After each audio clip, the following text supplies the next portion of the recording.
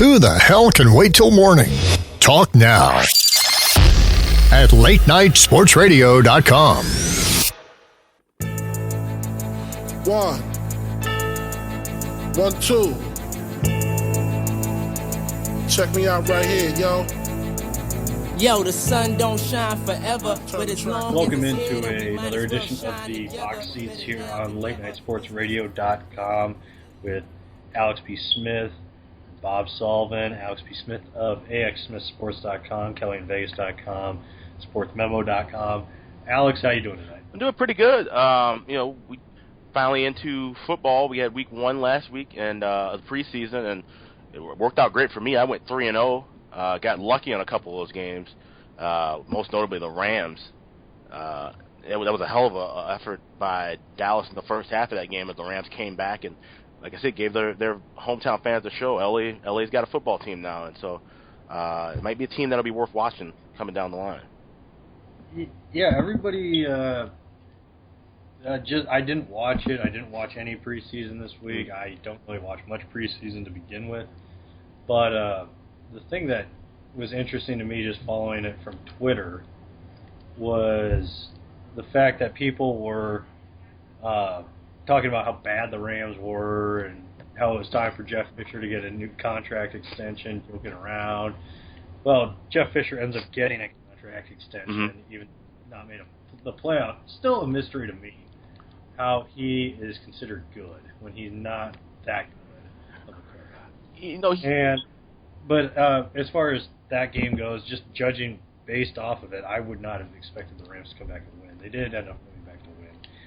Kind of how the preseason goes, though. Yeah, I was going to say, this game is a classic example of why it's why people who do their, the guys like us that do our research and follow it closely, why we're able to bet on preseason, and it's also the reason why the casual bettor, would just say, you know what, I'm just going to stay completely away from it. Because this is a classic kind of, the first half of that game, the Rams looked horrible. The Rams' first-team defense looked really bad against Dak Prescott, and the Cowboys, basically, that was their second kind of a one-team, split two-team because of all the injuries they had. But Dak Prescott looked absolutely amazing. I think the Cowboys finally had themselves a legit backup quarterback. It seems like it's every year Tony Romo's going to get hurt at some point, be it a short-term or long-term injury. Cowboys don't really have to worry about anything if he goes down, if Prescott can stay, as sharp as he was in the first half of that game. But second half, Cowboys kind of already did what they needed to do. No reason to put the pedal to the metal because it is preseason. The Rams having a bit of a quarterback battle with Sean Mannion. Goff ends up getting hurt. Actually, had a hairline fracture, or he had a hairline fracture in the ribs. That's Carson Wentz, but Goff ended up doing something with his ankle, and he didn't look as sharp. But Sean Mannion carried the second half, and he was the main reason. Him and this kid Nelson Spruce was the tight end that caught a lot of the passes late down the stretch. He ended up getting one of the last touchdowns in the fourth quarter. These guys that are fighting for positions and trying to get, either signed with the team they're on or at least do enough where if they get cut, another team can pick them up, put them on the practice squad. So the Rams played well, came back and got the win. And it's another thing, too, if you got the number early like I did, and I gave it out 2 weeks ago at 3.5, last week I said I still like the game at 4. That's where it landed on 4. But the Rams were bet up so high, line closed around 6.5. So if you were able to middle it, the Cowboys ended up beating the closing number. But for those that jumped in early, we got lucky with either a half-point cover or a push. So it's tough. It's really tough to, you got to really pick your spots in the preseason. That's why you don't go too crazy. You just got to really just trust in your research and the numbers and strike at the right time. Was there anything that bothered you in week 1 of the preseason, like a team that just disturbed you and you're going to stay away from the rest of the preseason? I wasn't too pleased with how the Bears played at all. And granted, they've got some injury issues as well. I had Denver, so I was pleased with the outcome. But from an evaluation point, I thought the Bears' defense was going to be a lot better. And I was really stunned at how horrible Brian Hoyer was. I mean, he pretty much picked up where he left off from that bad game in the playoffs against Houston. He looked absolutely terrible in the time that he played. Had a fumble, he had an interception. So it'll be interesting to see. I wouldn't be shocked if he plays and has another bad game this week or anytime he gets possibly in week 3, he could get cut before the regular season starts. And Fales look good, Connor Shaw look decent. So there are other quarterbacks that the Bears can have in that backup spot. But it's rare to see a team get shut out and blown out in the preseason. And so I'm interested to see what the Bears do tomorrow against New England if they come out, wanting to play a little bit more of a cleaner game overall. Is there anybody that has stood out to you from an individual standpoint in the preseason that you might do some live in-game betting as far as their personal numbers go? No, not really. And that, obviously goes, like I said, week 1 of the preseason, starters don't play a lot. I'll be looking more toward individual players over the next 2 weeks, obviously, as the starters get more and more time. But I saw, like I said, mostly just saw a lot of guys, a lot of decent backups and younger guys who might end up, breaking through camp with some of these teams. Like I said, I was really impressed with Spruce of the Rams. I was impressed with Prescott. And that was the one game I watched the entire game up. Most of the games I just kind of flipped through and caught, glimpses of and watched highlights, condensed highlights. But nothing really big stuck out with me. And I'm sure that'll change within the next couple of weeks as we, really see teams leaving their training camps now. They don't have to stay in the, the small cramped facilities that they've been in over the last 2 or 3 weeks. They'll be getting to go home, getting to, acclimated to where they're going to be for, presumably the rest of the season. What was one thing that you think you might have overreacted to in the off season about a team, and one thing that you or other people might overreact to after week 1 of the preseason? I don't know. I don't really think that. There was nothing really huge. Well, you look at the Tampa Bay Buccaneers. That was and they played the Eagles. That was a really sloppy game. Both teams did look bad in that spot, and that was where Carson Wentz ends up getting hurt with a hairline fracture to his ribs. But everybody overreacted. This was a funny thing to see on Twitter when Roberto Aguayo, the second-round draft pick of Tampa Bay, the kicker from Florida State, excellent kicker all 4 years of college, misses his first extra point attempt. Oh God! Off the upright. I mean, it just happened. It wasn't a horrible kick. It just hit the upright and bounced out. Twitter lost it for a good 5 to 10 minutes. Oh, that's what you get for drafting a kicker in the second round, yada yada. And I was talking to a friend. I said, I hope he goes the rest of the season and nails every single field goal and extra point and just shuts everyone up, all the critics. I mean, come on, an extra point in preseason, you don't hammer a guy for that. But like I said, there's a lot of people overreact to things in the preseason. Like I said, week 1, you got to take everything with some healthy grains of salt because everybody's just getting acclimated, and we won't see the true glimpse of teams until even this week. Still pretty early, but certainly by the end of the preseason, we'll have a greater idea of what to expect. Yeah, well, the one thing I will say is, I guess looking at Aguayo, I think Alex Henry, when he was with the Philadelphia Eagles, his problems started in the preseason, that second year he was there. And when he was drafted, I don't know, it probably wasn't second round, but it was... he was a 6th round pick, I want to say. Earlier than you should. Like, you shouldn't really have to draft a kicker.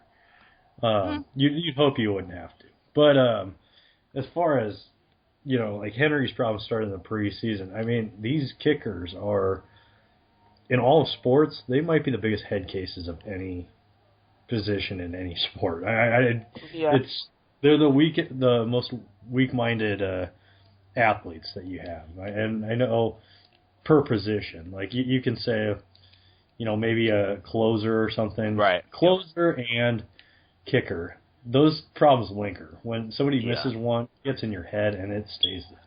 And you got to throw in goalies in hockey with that as well. They all kind of have that same mentality. If they have a couple of rough outings, then it takes them a while to really shake it off. But and drafting a kicker, that's it's so hard to find a good consistent kicker nowadays. And that sounds crazy, but you look at the numbers. Well, the NFL moved the extra points back because everybody's pretty much 99.8% of all extra points were being made. But consistent power kickers, guys who can drill a 50-yarder, but also make a precision 35-yarder from the hash mark with wind going. There's a lot of variables with kicking, and that's what makes it so difficult. So when you find a guy who's really good in college, because there's a lot of bad kickers in college. I've seen some of the worst misses in my entire life of any level of football at the college level. So when you find a guy like Aguayo who was just absolute money, I think one of the only misses he had was that blocked field goal last year that got ran back against Georgia Tech. But it was a 48-yarder where he had to drill it low. So those kicks usually get blocked a lot of the time. So second round is really high, obviously. But you look at the last kicker to be drafted, I think Sebastian Janikowski was I think he was a first-round pick, actually.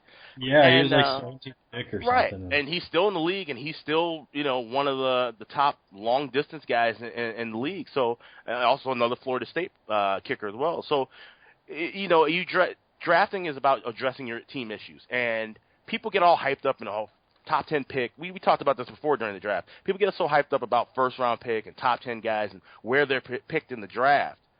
It doesn't matter, really. If you just find the guys you need, I'd rather draft in a weird, position and get a quarterback in the 6th round or a kick in the 3rd if it means he's going to be a valuable part of my team for a long period of time. Like, everyone gets so hyped up about where they were picked in the draft, and that's in all sports, really, that, we put all this extra hype on the spot that they're in.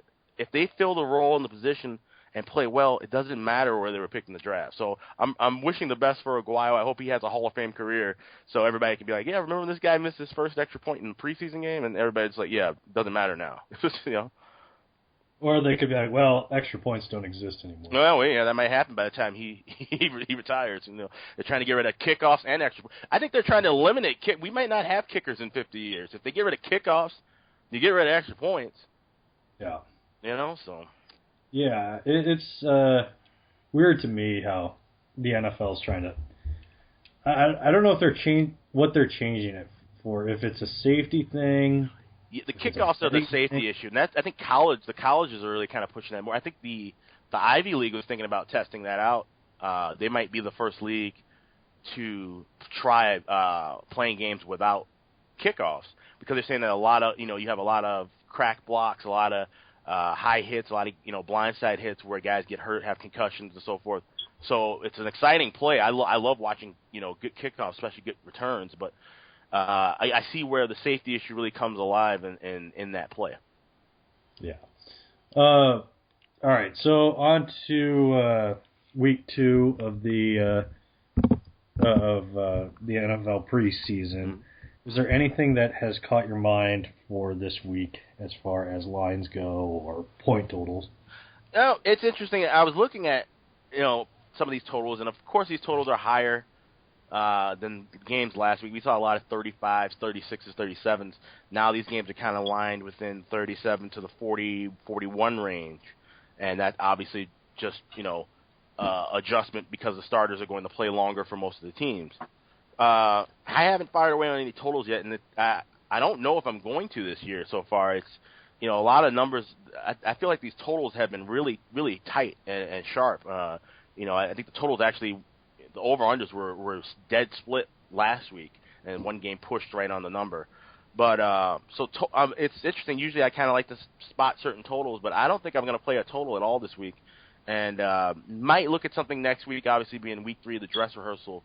And maybe you might see some numbers that are too high and might want to, bet them back down.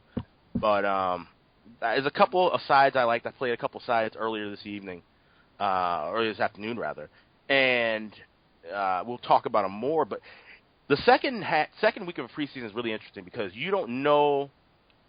You got to really, more than ever, pay attention to what coaches are talking about, and. If a coach is really upset about what happened last week, like I said, Chicago getting shut out, they might want to try and play a little harder this week, and prove themselves that was an aberration.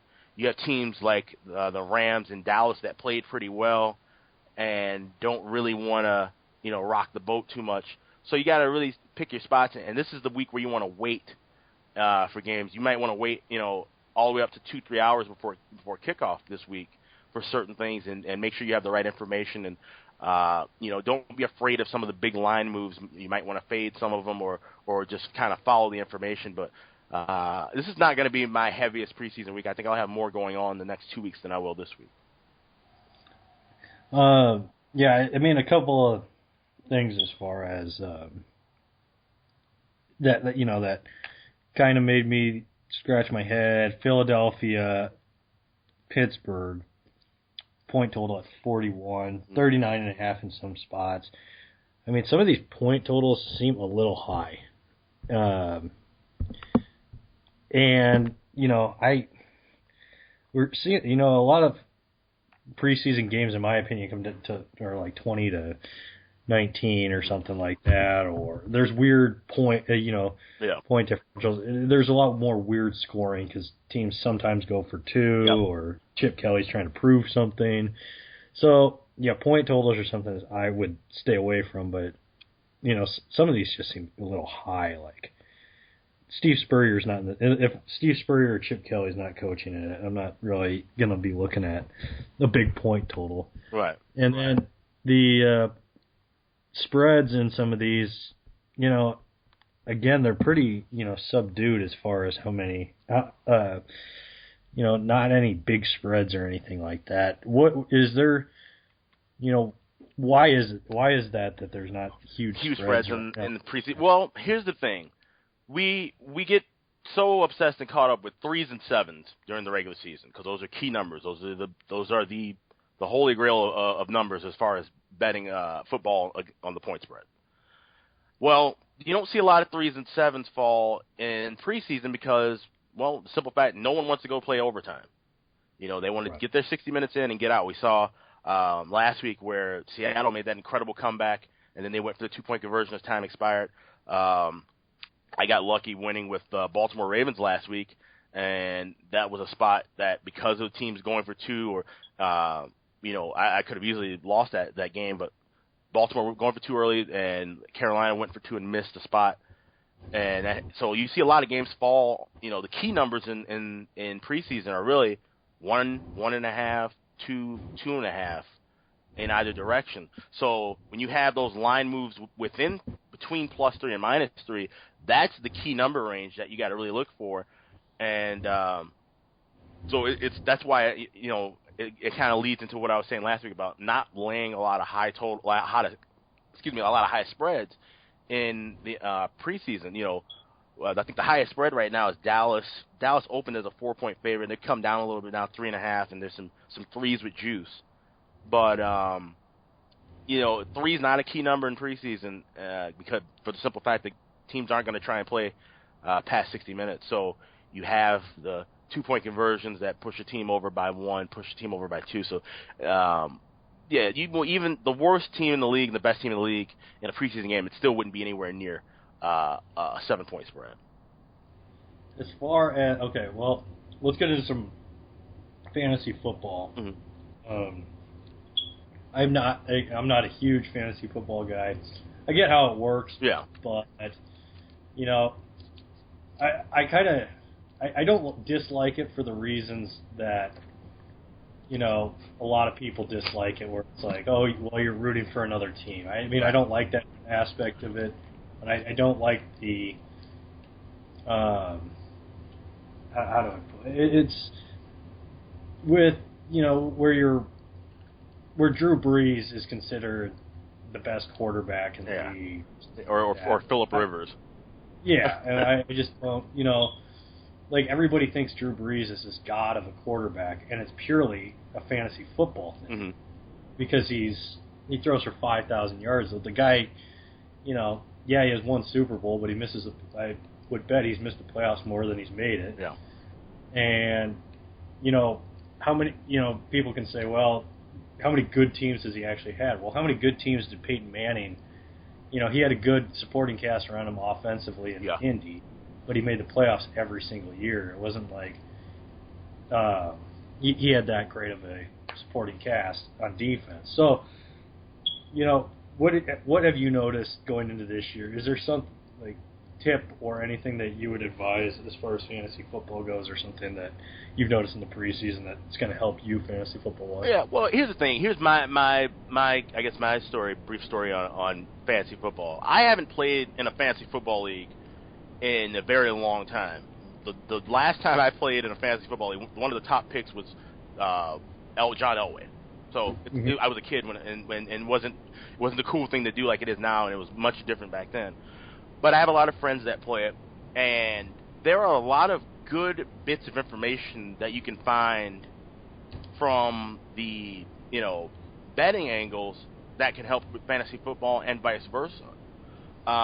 It's really important to know running back rotations and receiver rotations in fantasy football, and that's something that the average fan might not just be able to look up with, but me, having an idea of how good a core, especially now with preseason football, knowing how deep a team is with certain positions.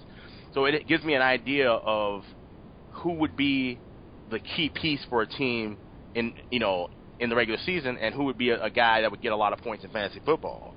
Like we talked about last week, the Bears having offensive line issues. So they have 3 new offensive linemen. The center, who is already gelling with Jay Cutler, is out for the year, and Ronis Grasu. What is that? How can I use that for fantasy football? Well, defenses, you change your defenses a lot often in fantasy. Most people don't keep their defenses all year unless they have a number 1 defense. So something you can circle is, all right, if I need to pick up a defense, maybe I should pick up a defense that's playing against the Bears, a team that has a weak O-line, has a quarterback that's prone to throwing a lot of interceptions and getting sacked often. So there's little things that you can take away from one side, and you can piece it together with the other to help out with fantasy football. So that's why I've paid a little more attention to fantasy over the years, to kind of help some friends out. Actually helped a couple people win in their leagues.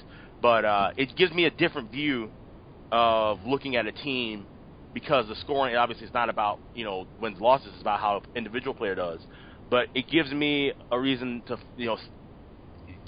grade and judge an individual player, and could help me possibly look at something I'm not seeing from just a whole team perspective. Yeah, as far as the fantasy goes, I think with I couldn't tell you who's going to be the best. It's don't take a quarterback now, don't take a running back. It's funny with how devalued a running back is in the NFL right now. In reality, yeah, how valuable they are fantasy, and like Arian Foster was the most coveted player in fantasy for for like 2 or 3 years. And then for a couple of years, it just changes back and forth. Matt Forte was one of the best. And now I don't know how you work it as far as from the standpoint of teams with 2 or 3 running. Well, I guess that's how you're what you're talking right. about. Yeah, that's the thing. Yeah. You have teams that have, what team has, is more run oriented or pass oriented, and then you have to look at if a team is pass-oriented, all right, they throw the ball out downfield. They have a lot of times where they're, in the red zone. Maybe they don't go to their top running back. Maybe they go to one of their fullbacks or something, or that third down back, and that's the guy that ends up. So yeah, a number 1 running back might get you the 150 yards, but it was the guy who was behind him that got 30 yards and 2 touchdowns. So that's what makes it really hard to judge. But if you know your running back rotations and wide receiver rotations for certain teams, and how their offenses operate, I think that's really the biggest thing for fantasy football players to do now.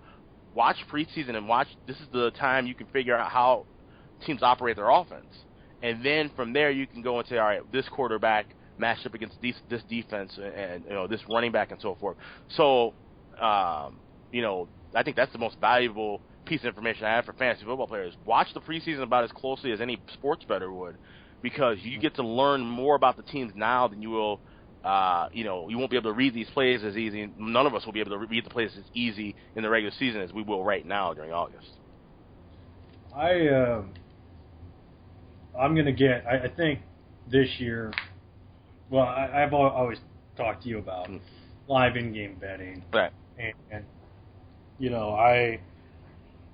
that is one of my go-tos. So when I give my best bets, it really should be while we're watching a game. Mm. But the ones that get me are I like okay, how many yards is so-and-so going to have in this quarter? Yeah, the props. Yeah, and this year, more so than ever, I'm going to try to have a kind of a cheat sheet of, okay, Beckham's hot. Beckham's getting the ball thrown to him a lot, in the first half. Okay, what are his numbers when he has over 100 yards in the first half? What are his numbers like in the second half? Those are valuable things to have. So, things are way easier as far as, it's not easier to bet now, but it is, because you have Google, you can research anything you want. Yep. It's not, obviously you're still going to win some, you're going to lose some, but the research is way easier to do now than it ever was. No, absolutely. And you bring up a good point, actually, because that's something I got a little more into. Didn't do as much last year, but the 2 prior seasons before, in looking at some people's fantasy teams and their numbers or whatever, like I said, you get a full breakdown of how a player does per game, and then you can go bet a lot of these player props. There were, how many receptions a guy gets in a game or how many yards or something. You can, you get a quick glance at how, the averages for an individual player, and match it up according to what the number and the line is for certain props. So if somebody who is a really tight, fantasy football player and follows a lot of the individual stats, that would be a great kind of transitional for those looking to, maybe getting to more, line-based betting, spread-based betting. Use your fantasy football knowledge and information to bet some of these player props and take advantage of some of these, some much softer lines, obviously, than betting in a game or a total. All right. Well, let's get into our best bets for the week. There's a couple things that have caught my eye as far as for good bets. For my good bet, one thing that caught my eye in college football was an Oregon 8-win spread, 8 wins in total. Over 8 wins. I'm going to take my good bet and say that's going to go over. I say they're a 9-win team. They got Nebraska on the schedule. They don't play anybody other than Nebraska. They don't really have a tough game, non-conference. And I wouldn't even call Nebraska, other than it being on the road, I wouldn't really call it a tremendously tough game. Nebraska's still in a transition period. They can win that. Oregon's transitioning to a new quarterback. And then I would say that 9 wins is doable for this team. I'm taking the over. Alex, what is your good bet for them? It's interesting. I'm looking at Oregon's schedule as you're saying that, and the Pac-12 is so hyped up this year, and it's a lot of tough teams, a lot of competitive battles. I think this is the most balanced the Pac-12 has been in a long time too. So it'll be interesting to see. But Oregon always, they had such a. It's hard to say they had a down year last year. They didn't have a down year, but they had some really bad games. And I think the game to circle with Oregon would definitely be toward late in the year, November 19th, when they go into Salt Lake City and play Utah. Utah absolutely embarrassed them at home last year, and I think that's a game that's going to be, on a lot of people's minds in Eugene. I think they're going to be fired up for that game, even though it's going to be bundled right in after Stanford and before the rivalry matchup with Oregon State. But they got an interesting schedule. It's a team that I definitely would be, watching on throughout the year. I do like that play. My good bet, one of the 2 plays I released today in the NFL, I took the 2.5 points with the Atlanta Falcons playing tomorrow against the Cleveland Browns. Cleveland looked really bad last week, and we already kind of knew Cleveland was going to be a bad team this year. Atlanta looked pretty sharp. They went through their whole quarterback rotation. Atlanta, Dan Quinn has his team playing pretty well in the preseason the last couple of years. I've made some good money with Atlanta. I had a huge total last year with them in the preseason. So looking at this spot, I think Atlanta's just a better team overall. First, second, third team. I think they just have a deeper talent than Cleveland. And getting 2.5 points, I will take that all day long. So plus 2.5 with the Falcons is my good bet. My better bet is Giants and Buffalo. I'm going to take Buffalo to. I would take Buffalo money line. Just went outright because Rex Ryan. Whether it's preseason, regular season, whatever it is, Rex Ryan runs his mouth about the Giants every time they play them. Mm-hmm. And Rex Ryan talks about, they only won, about their Super Bowls, covering up their Super Bowls when he was with the Jets. He has some axe to grind every time with the Giants. They're at home, and, it doesn't matter. Rex Ryan, I think, more so than not, wants to win this game. Giants didn't look great in their first game against Miami, and I think Eli's not going to play much. Buffalo, I think, ends up winning this game. Plus, you got a couple quarterbacks that are going to want to prove themselves for Buffalo, so I'm taking Buffalo outright. Take the money line on that. Okay. What is your better bet for this week? My better bet is another game going tomorrow.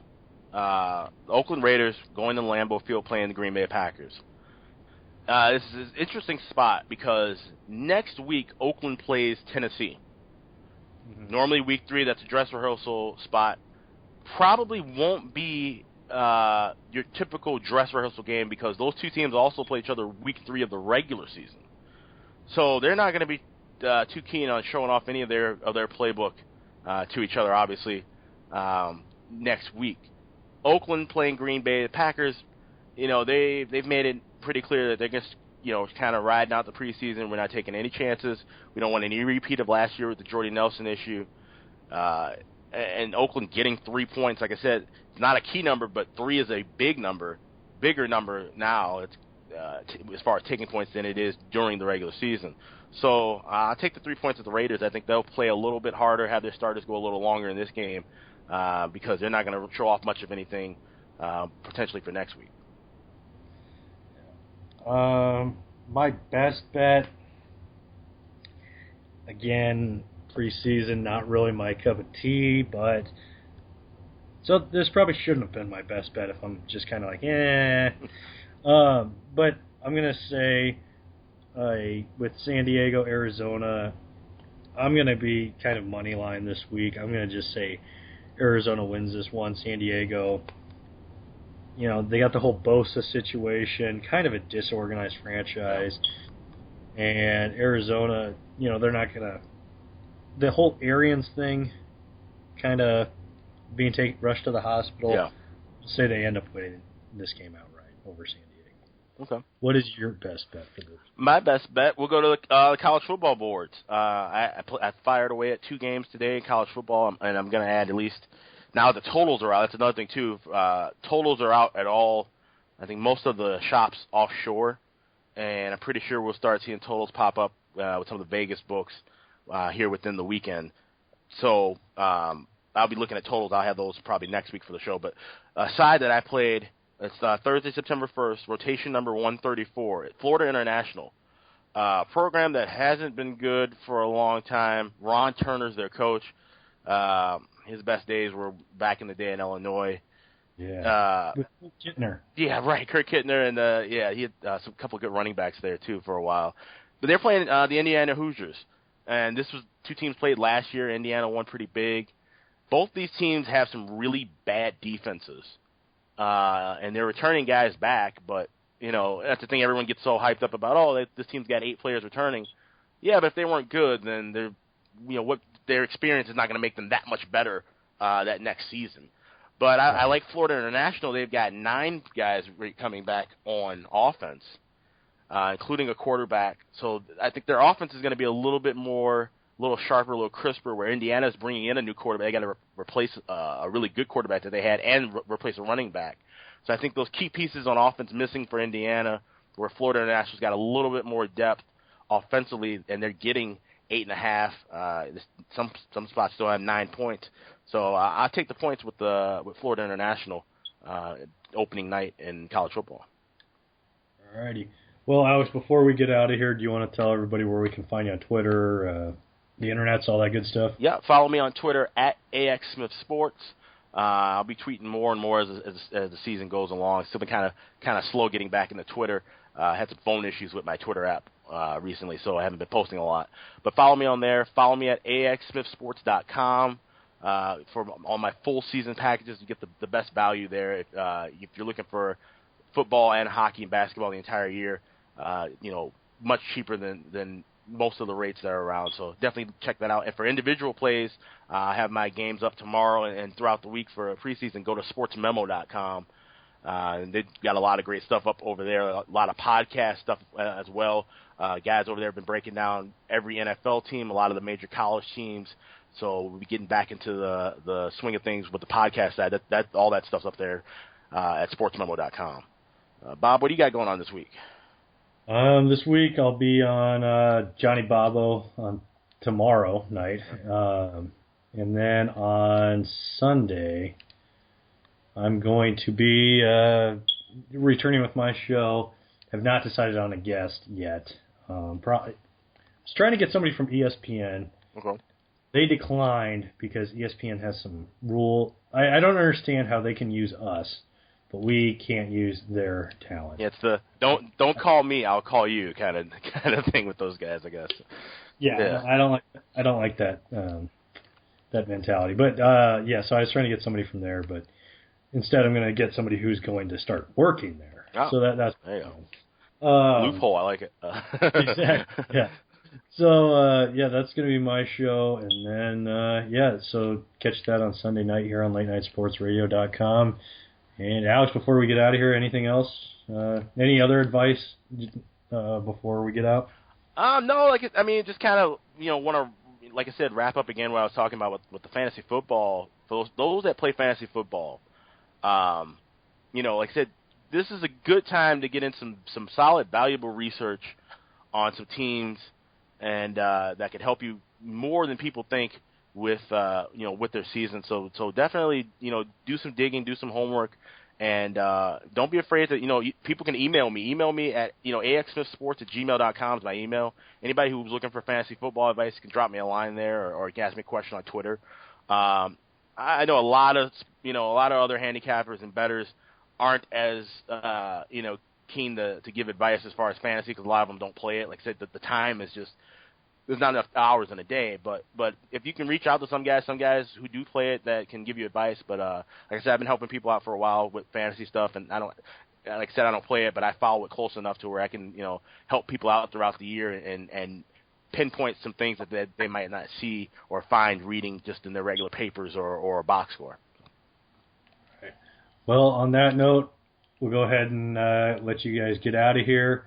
You can catch us next week on the box seats here on Late Night Sports Radio next Wednesday. And we'll see you next time. Good night.